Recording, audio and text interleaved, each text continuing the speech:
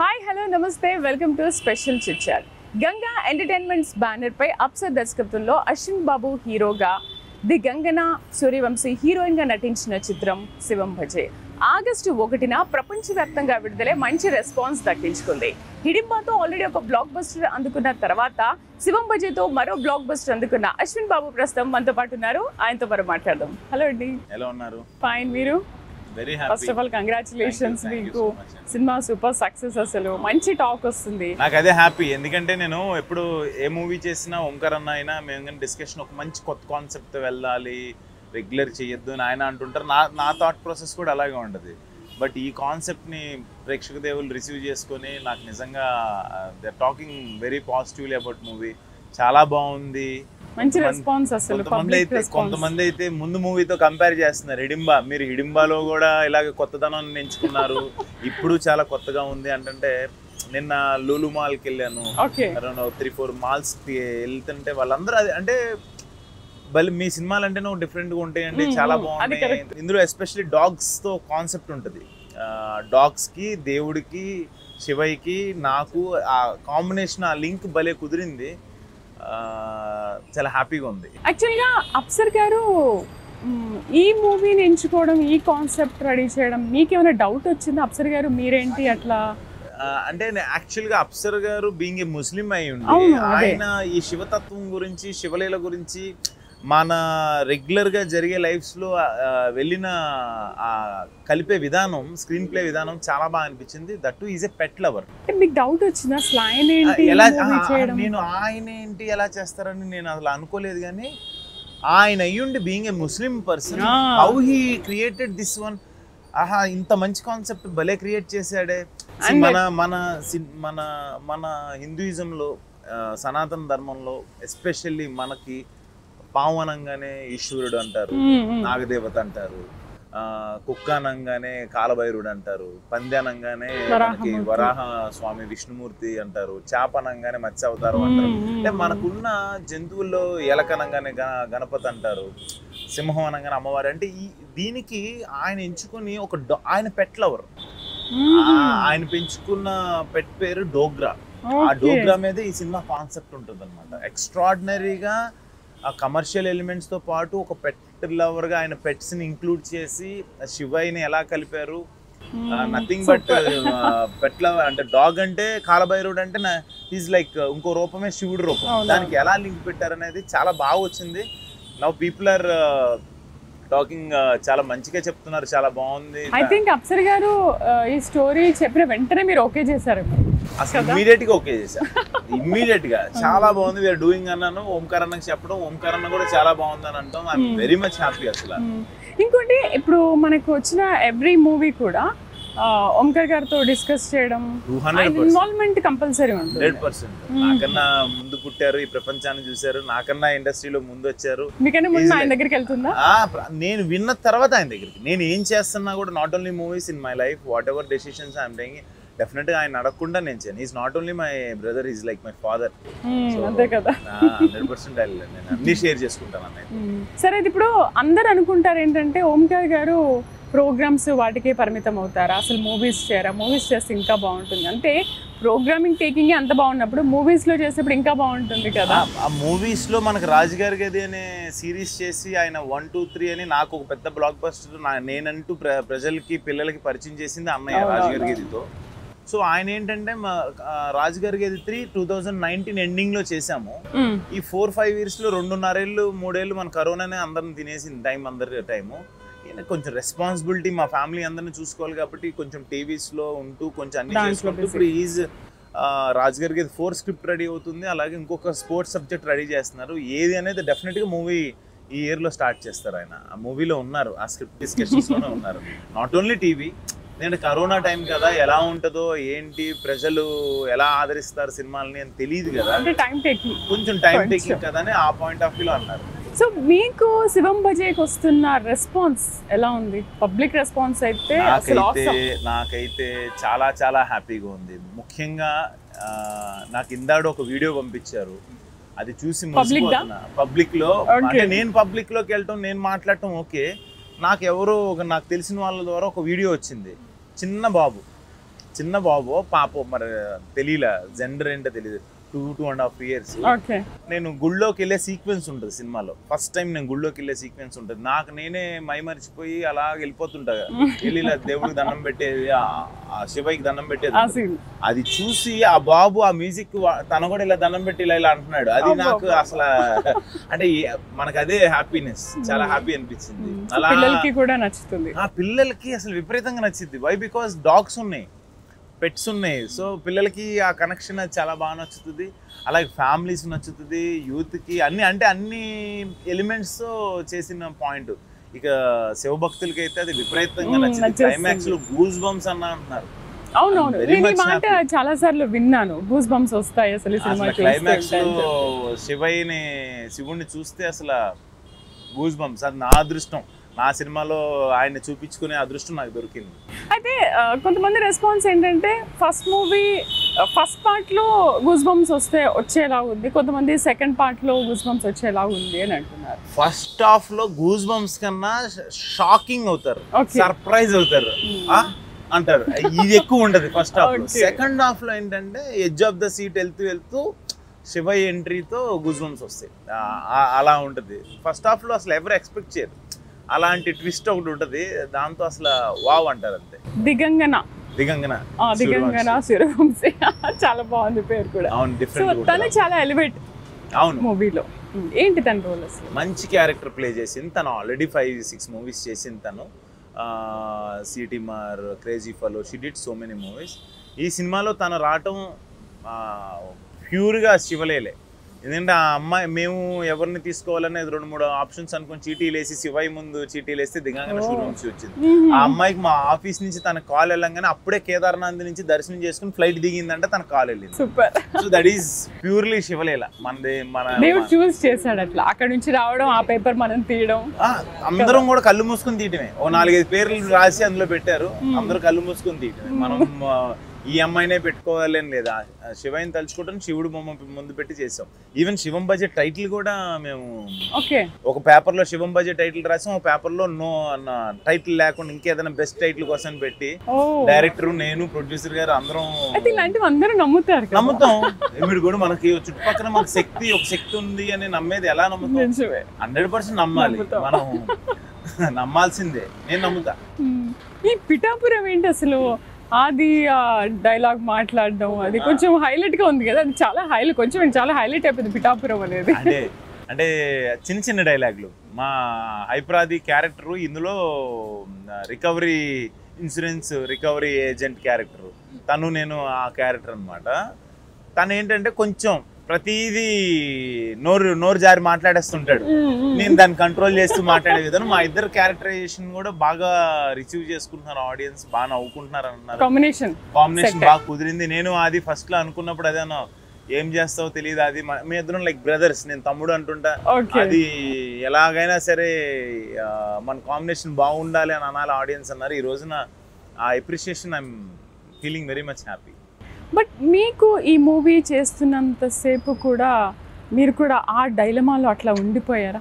నేను చాలా హ్యాపీగా ఫీల్ అవుతున్నాను. నేను ఎన్ని సినిమాలన్నా చేయొచ్చు, చేసినవి కూడా ఉన్నాయి సినిమాలు. బట్ శివం భజన టైటిల్ కావచ్చు, ఆ శివుడు ఈ సినిమాలో ఒక పాత్ర. మేము ఒక బోర్డు పెట్టుకుంటాం కదా, క్యారెక్టర్స్, హీరో, హీరోయిన్, ఆర్టిస్టులు అందరి పేర్లు రాసుకున్నాం. ఫస్ట్ పేరు, ఫస్ట్ ఫోటో శివుడిదే ఉండదు. అంటే ఈ సినిమాలో ఆయన ప్రధాన పాత్ర. ఆయన ఎలా శివయ్య ఎలా తీసుకెళ్తాడు అనేది సినిమా. ఒక రెండు పెద్ద దేశాలు మన దేశాన్ని కుట్ర పొంది ఏదన్నా చెయ్యాలనుకున్నప్పుడు తన భక్తుల్ని ఎలా, ఒక నాస్తికుడిని ఎలా మార్చి ఎలా చేశాడు అనేది చాలా అందంగా వచ్చింది పాయింట్. నేను ఈ సినిమా చేసినంతసేపు డెస్టినీ నా దగ్గరికి వచ్చిందనే, నేను డెస్టినీయే తీసుకొచ్చింది, ఆ శివయ్య పంపించాడని నేను ఫీల్ అవుతున్నాను. సో ఇప్పుడు అంతా కూడా పాన్ ఇండియా ట్రెండ్ నడుస్తుంది కదా, మరి అలాంటిది ఏమైనా ప్లాన్ ఉందా మీకు? నేను అసలు ఐ డోంట్ బిలీవ్ అండి. అంటే మనకున్న బడ్జెట్స్, నా మీద ఉన్న ప్రొడ్యూసర్ పెట్టే డబ్బులు ఎంత అయితే ఆయనకి ఎంత పెడితే కరెక్ట్ అన్నది కదా. But I believe in content. Content reach అయితే చాలు. ఇప్పుడు నేను ఏదైతే కంటెంట్ నమ్మానో ప్రేక్షక దేవుళ్ళు నమ్మారు, దాన్ని అక్కడ వాళ్ళు నమ్మి వాళ్ళు డబ్బింగ్ చేసుకుంటారు, లేదంటే రీమేక్ చేసుకుంటారు. Content has to reach. నేను పాన్ ఇండియా రీచ్ చేయాలంటే నా పెద్ద పెద్ద ప్రొడక్షన్స్ కావాలి, దానికి ఇంకా పెద్ద బడ్జెట్ కావాలి, ఇంకా పెద్దగా చేయాలి. మనకున్న బడ్జెట్ మేబీ కథ కంటెంట్ విల్ టేక్ అండి, కంటెంట్ విల్ టేక్. మనం అనుకున్నంత మాత్రం ఏమి జరగవు. అసలు నేను అలాంటివి నమ్మను కూడా. రేపు మార్నింగ్ ఏం జరిగిద్దో తెలియదు మనకి. I don't believe, but content నేను నమ్ముతా. ఈ రోజు కంటెంట్ నేను హిడింబా చేసినప్పుడు కూడా ఇక్కడ మంచి స్కోర్ చేసింది, అంతా బాగుంది, ఇలాగే అడిగారు పాన్ ఇండియా అని. నేను నమ్మాను క్యానబలిజం కొత్తగానే. బట్ హిందీలో అది డబ్ చేసిన తర్వాత యూట్యూబ్ ఛానల్లో దాంట్లో హిందీలో చాలా మంచి పేరు వచ్చిందని చెప్పి దగ్గర 60 మిలియన్ చూశారని చెప్తున్నారు యూట్యూబ్లోనే. సో అది చాలా హ్యాపీ అనిపిస్తుంది. కంటెంట్ రీచ్ అయితే మనం రీచ్ అవుతాం, ఆటోమేటిక్గా స్టెప్ బై స్టెప్ వస్తుంది కదా. కానీ నేను అనుకోవడం మీ మూవీస్ని ఎక్కువగా పిల్లలు చాలా ఇష్టపడతారు కదా, ఎందుకంటే రాజుగారి గది ఎన్నిసార్లు వచ్చినా టీవీలో మా పిల్లలు అసలు టీవీ తిప్పకుండా చూస్తూనే ఉంటారు. వాళ్ళ కోసమైనా చేయాలి రాజుగారి గది 4.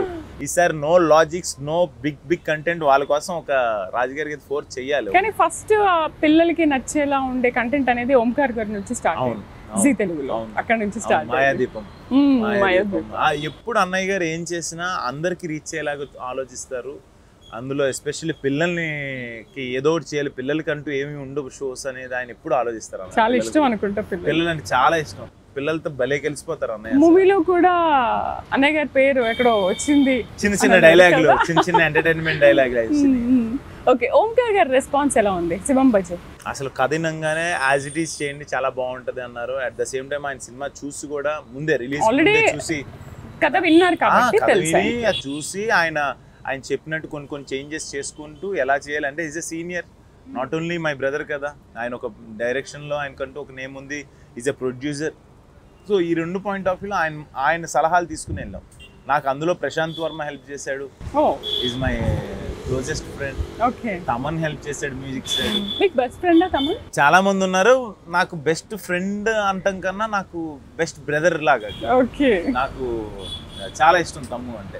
బెస్ట్ ఫ్రెండ్స్ ఎవరు ఏంటి? చాలా పెద్ద లిస్ట్ ఉంటుంది జనరల్ గా. బెస్ట్ ఫ్రెండ్స్ లో కొంతమంది కదా ఉండేది. ఇలా కాదు అంటే నేను జనరల్ గా ఇందాక చెప్పాను కదా, నెక్స్ట్ ఏం జరిగిద్దో నేను ఎవరు వచ్చి పలకరించినా నన్ను నేను చాలా ఆప్యాయతగా మాట్లాడతాను. మనకి ఏమో ఎప్పుడవుద్దో తెలియదు, మనం హ్యాపీగా ఉండాలి, అందరితో నవ్వుతూ ఉండాలని ఉంటది. నాకు క్రికెట్ చాలా ఇష్టం.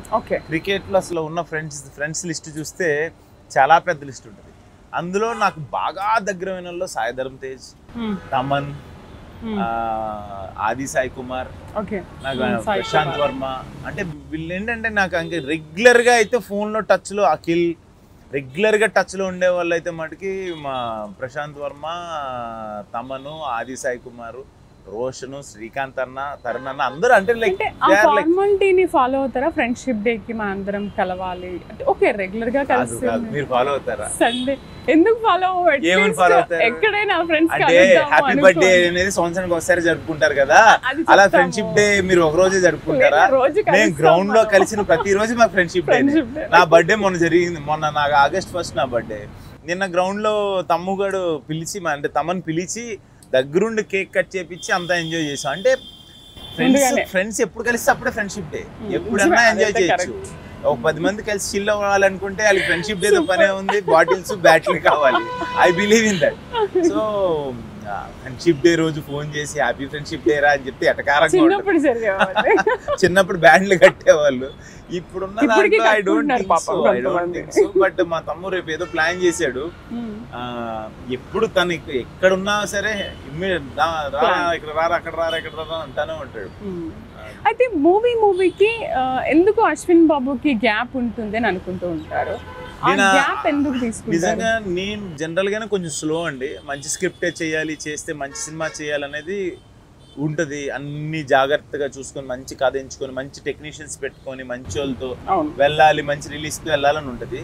దానికి తోడు కరోనా నాకు 2 కాట్లు వేసింది, మరి 2 నెలలు తీసేసింది. దానివల్ల లేట్ వచ్చింది. దాని ద్వారా నేను హిడింబా తర్వాత త్వరగా వచ్చానని ఫీల్ అవుతున్నా. 1 year లోనే వచ్చేసాను. హిడింబా లాస్ట్ ఇయర్ జూలైలో రిలీజ్ అయింది, జూలై ఎండింగ్ లో. ఇది August 1, 1 year కరెక్ట్గా 1 yearకి వచ్చేసాను. అది ఈ సినిమా రావడానికి కారణం మటుకి ఆ శివయ్యే. నేను అసలు మనది ఏం లేదు, కథ ఎంచుకున్నాను, అన్నీ ఆయన ఫాస్ట్గా చేసుకుంటూ వెళ్ళిపోయారు. అంటే ఇప్పుడు అంతా కూడా ఒక డెవోషనల్ ట్రెండ్ నడుస్తుంది కాబట్టి మీరు కూడా ఒక డెవోషనల్ ట్రెండ్ మూవీ కాబట్టి దానికి ఓకే చెప్పారా? మీరు సినిమా చూస్తే ఈ మాట అంటారు అంతేనా? డివోషనల్ శివయ్య పాత్ర, శివుడు పాత్ర, లేకపోతే ఏదైతే ఉందో కథ, అది శివభక్తులు ఎవరైతే ఉన్నారో డివోషనల్ నచ్చేవాళ్ళు నచ్చుతుంది. అది నేను ఏదైతే కాన్సెప్ట్ అన్నానో అది యూనివర్సల్గా యునానిమస్గా నచ్చింది నాకు. ఫస్ట్ నాకు యునానిమస్గా నేను ఓటేసింది కాన్సెప్ట్కి. ఓకే. ఆ తర్వాత మిగతా ఎలిమెంట్స్, మిగతా ఎంటర్టైన్మెంట్ కావచ్చు, ఇంకో లేయరు థ్రిల్లింగ్ ఎలిమెంట్స్ కావచ్చు, ఇన్వెస్టిగేషన్స్ కావచ్చు, శివుడిది కావచ్చు, ఇవన్నీ తర్వాత. బట్ నేనేం నమ్ముతానంటే ఇవన్నీ జరగాలంటే శివుడాజ్ఞ ఉండాలి. శివుడాజ్ఞ లేనిదే మనం ఏం చెయ్యం కదా, మన కథే అది. శివుడాజ్ఞ లేనిదే చేయమైనా కుట్టదు. అలాంటిది మన భారతదేశం పైన ఒక కుట్ర పొందితే తన భక్తుల్ని చూస్తూ ఊరుకుంటాడా, ఏదో ఒక రూపంలో వచ్చి కాపాడతాడా ఆ శివుడు అనేది మన కాన్సెప్ట్. సో మూవీలో ఉన్న screen play, direction, dialogues, music, songs, ఆ మ్యూజిక్ అదంతా గురించి చెప్తారు ఒకసారి? అసలు మ్యూజిక్ గురించి వన్ ఆఫ్ ద హైలైట్స్గా మాట్లాడుతున్నారు. ఒక్కొక్కరికి ఒకటి నచ్చుతుంది అన్నాను కదా ఇప్పుడే, మ్యూజిక్ గురించి మాట్లాడుతున్నారు. ఓకే. వికాస్ బడి సార్, నేను తనని ఇంట్రడ్యూస్ చేశాను హిడింబాతో లాస్ట్. ఓకే. శివం బజేతో తనకి చాలా మంచి పేరు, హిడింబాలోనే చాలా మంచి పేరు వచ్చింది. Now everyone is talking about Vikas బడి సార్. ఒక నా ఇంట్లో నా సొంత బ్రదరు ఏదైనా సాధిస్తే ఎంత ఆనందపడతానో అంత ఆనందపడుతున్నాను తన గురించి. I'm very much happy about dialogues. అసలు చాలా హ్యాపీగా ఉంది. తర్వాత అప్సర్ గారి గురించి చెప్పాను, డైరెక్టర్ గారు. అండ్ ఆర్టిస్టులు అయ్యప్ప శర్మ గారు కావచ్చు, అయ్యప్ప శర్మ అన్న, మురళీ శర్మ గారు పొద్దున్నే వాయిస్ నోటు, నాన్న I'm very much happy for you, నువ్వు ఏదైతే నమ్మావో అది నడుస్తుంది, చాలా బాగా మాట్లాడుతున్నారు సినిమా గురించి, ఐఎమ్ వెరీ మచ్ హ్యాపీ అని చెప్పి ఆయన మురళీ శర్మ గారు నాకు పొద్దున్న మెసేజ్. తులసమ్మ, అమ్మకి నేను కడుపుని పుట్టకపోయినా షీఈ్ లైక్ మై మదర్. తను అసలు ఎంత ఎంత ప్రేమగా మాట్లాడుతుందో, నన్ను ఎంత బాగా అసలు నాన్న నేను రాలేకపోతున్నా నాన్న నువ్వు బాగుండాలి అని చెప్పి వీడియో రికార్డ్ చేసి ఆమె పోస్ట్ చేసి పంపించింది. సో ఆ లవ్, ఆ ఇమ్మెన్స్ లవ్ ఏదైతే ఉందో అదే ఈ రోజున సినిమాకి సక్సెస్. ఇవన్నీ ఒక ఎత్తు అయితే, మన పక్కన ఉండే ఒక శక్తి నడిపిస్తుంది అంటాం కదా, ఏదో ఒక రూపంలో దేవుడు వచ్చి చేస్తుంటాడు అంటారు కదా, అలాగే ఈ సినిమా నా దగ్గరికి రావడానికి కారణం ఆ శివయ్య, ఆ మహేశ్వరుడు అని నేను నమ్ముతున్నా.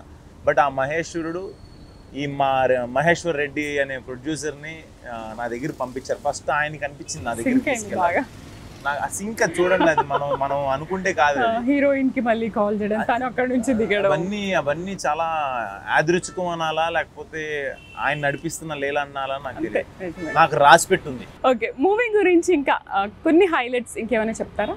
శివం బజే మీరు ఎన్ని ఎక్స్పెక్టేషన్స్ పెట్టుకుని వచ్చినా ఇంటర్వెల్ ట్విస్ట్ అదిరిపోద్ది. ఓకే. సెకండ్ హాఫ్ తీసుకెళ్లిన స్క్రీన్ ప్లే విధానం చాలా బాగుంటది. క్లైమాక్స్ గూస్ బంప్స్, డాగ్ సీక్వెన్స్లు కొన్ని అద్భుతంగా వచ్చినాయి, అది చాలా బాగుంటాయి, పిల్లలు నచ్చుతాయి. నేను అది చేసి ఎంటర్టైన్మెంట్ యూత్కి కావచ్చు, ఫ్యామిలీస్కి కావచ్చు బాగా నచ్చుతుంది.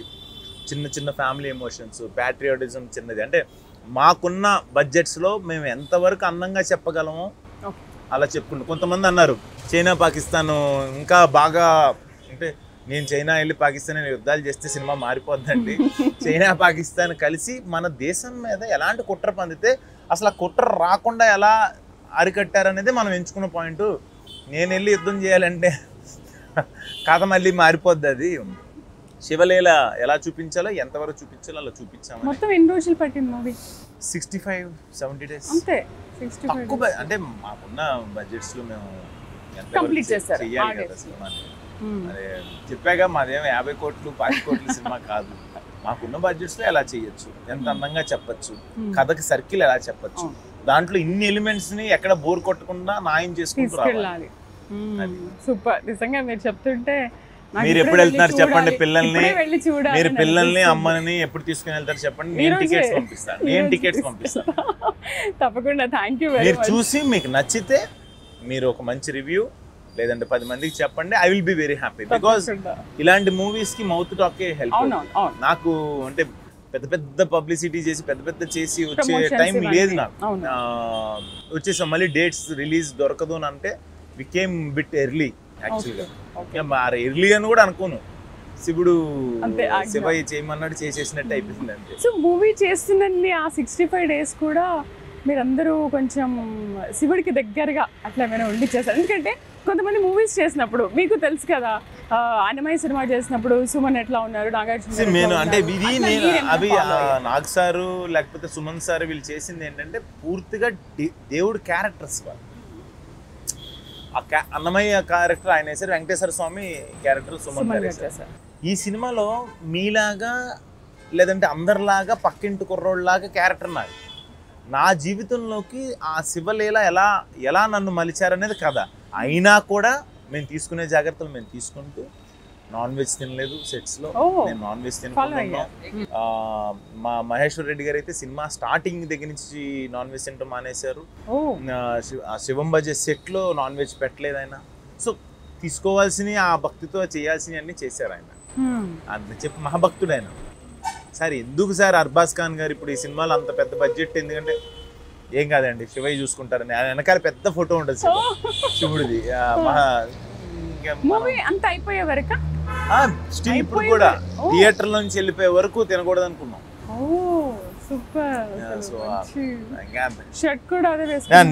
శివం బజే నేను ఎక్కడికి వెళ్ళినా స్టిచ్ చేయించారా, డిజైనర్ చేశారు. అందరా టీం అంతా? టీమ్ అంతా అంటే నేను ప్రత్యేకంగా నేను వేసుకుంటున్నాను. నా పేరు సినిమాలో చంద్రశేఖర్. సో నేను ఆ శివయ్య పేరు. సో నాకు నేను వేసుకుంటున్నాను. నేను ఎక్కడికి వెళ్ళినా నాతో రోజుకు ఒక 10 మంది 20 మంది ఫోటోలు అడుగుతారు. So Shivam Bhaje has to reach, Shivam Bhaje గురించి మాట్లాడాలి అనే ఒక తాపత్రయం. నేను ఓంకార్ తమ్ముడుగా, రాజుగారికి ఇది హీరోగా, ఒక ఆర్టిస్ట్ గా, లేకపోతే సిసిఎల్ ప్లేయర్ గా నాకు కొంతమంది తెలుసు. But Shivam Bhaje has to reach, అది నా ప్రయత్నం. అయితే ఓంకార్ గారు ఇంత మంచి మంచి ప్రోగ్రామ్స్ కాన్సెప్ట్స్ తో వచ్చినప్పుడు ఒక పెద్ద హీరోతో పాన్ ఇండియా మూవీ ఎందుకు ప్లాన్ చేయరు అనేది చాలా మంది అనుకుంటూ ఉంటారు. ఒక పెద్ద హీరో చేపించేద్దాం, ఏమని చేపించేద్దాం,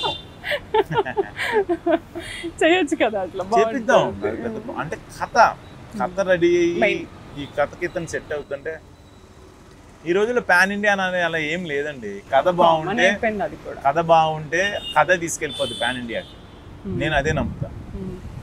నిన్న వచ్చిన మహారాజా సినిమా బాగుంది, మొన్న వచ్చిన కిల్ అనే హిందీ సినిమా బాగుంది. సో సినిమా బాగుంటే ఇప్పుడు వచ్చిన ఓటీటీ ప్లాట్ఫామ్స్కి వీటికి అసలు లాంగ్వేజ్ బ్యారియర్గా లేదు, ఏదన్నా చూసేస్తున్నారు. రాజుగారి గదికి హిందీలో కూడా ఫ్యాన్స్ ఉన్నారు. సో మరి నెక్స్ట్ ఇయర్కి రాబోతుందా, జూలై ఆగస్ట్లో? రాజుగారి గది హోప్ఫుల్లీ నెక్స్ట్ ఇయర్ వస్తుంది.